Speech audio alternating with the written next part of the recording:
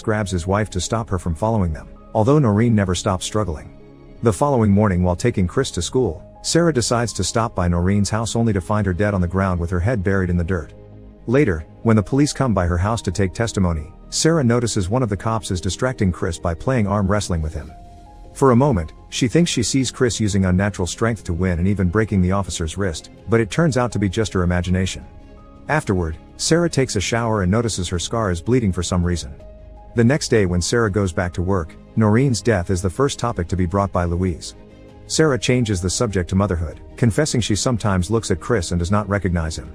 As a mother of twins, Louise assures her this is perfectly normal, just another thing to get used to when your kids grow up so quickly. Later, Sarah attends Noreen's funeral at her house, where she finds dozens of mirrors hung in every room. For today though, they have been covered with black fabric. A grieving Day comes by to share a drink with her, so Sarah takes the chance to ask why Noreen said Chris was not her son.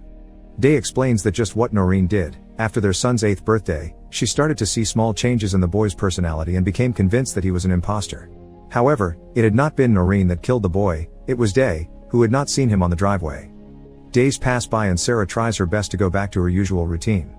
While running through the forest, she finds Chris's favorite action figure on the ground and decides to check out the sinkhole, from which incomprehensible whispering can be heard. Later during lunch, Sarah is shocked to see Chris enthusiastically devour the kind of food he used to hate and decides to confront him about the toy.